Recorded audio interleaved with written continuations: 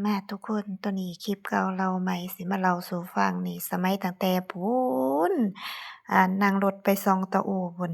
เจ้าเรือนเอ้ยพวกข้อยหั้นตั้งใจไปอีหลีอีหลอเด้ทุกคนเอ้ยจะเบิ่งนี่ผู้หน้าแด่ๆนี่แม่นเอื้อยข้อยเด้ออันนี้พี่เอื้อยข้อยผ้าคลุมหัวนี่บ่ไหวเพิ่นว่าแลดพี่ดึกพี่ดื้ออันนั้นนั่นอยู่ทางกลางเสือดำๆนั่นลูกชายข้อยทุกคนอันนี้เด้อันนี้ทางไปส่องตะอูเนาะ นี่ใกล้สิฮอดแล้วเด้นี่บ่อนเขาเฮ็ดตลาดใหม่นี่ทุกคนนี่ๆๆๆเบิ่งซอยข้อยแหน่นี่เป็นตาหัวไปส่องตาอูมื้อนั้นน่ะก่อนที่ข้อยสิเฉลยให้เทาเจ้าฟังหั้นน่ะก็คอยเทาเจ้าติดตามเบิ่งไปสองข้างทางก่อนเนาะว่าสิเจอกับอีสังแด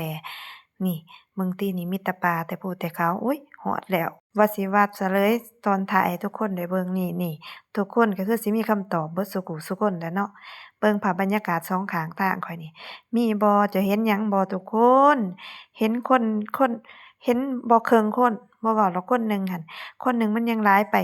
เว้าว่าเจ้าเห็นบ่สักครึ่งคนหรือว่าเห็นหมูหมากาไก่แถวนั้นบ่ทุกคนจะเดี๋ยวเบิ่งมีดส่ำปลาสากะบ่ปานจะเดี๋ยวเบิ่งโอ๊ยข้อยไปน่ะเป็นตาอยากไว้อีหลีเด้ทุกคนไปก็ไปมื้อที่เขาบ่เปิดโอ๊ยนายแท้นายว่าก็จังว่าแต่เจ้าเอ้ยไปก็ไปมื้อวันหยังน้อ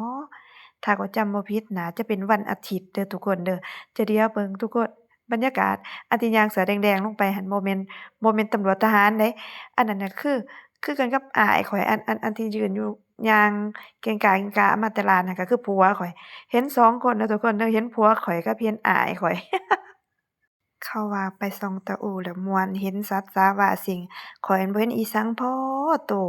คนก็บ่เห็นก็ยังว่าเป็นตาหน่ายไปมื้อเขาปิดเจ้าเรือนเอ้ยไปก็ไปมื้อวันอาทิตย์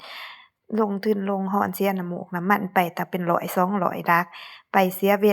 ลาจะเบิ่งลูกๆหลานๆข้อยนั่งหน้างอมหน้าหงอยอยู่หิวข้าวหิวน้ำตุกหนึ่งก็บ่มีให้ขายเด้อทุกคนต้องเข้ามาซื้อกินอยู่ในเมืองพี่ ซั้นแหละไปบ่ถามมื้อถามวันบ่ฮู้ว่าเขาเปิดมื้อใดต่อมื้อใดไปผิดมื้อจนได้ทุกคนเอ้ยเป็นตาอีโตนพวกข้อย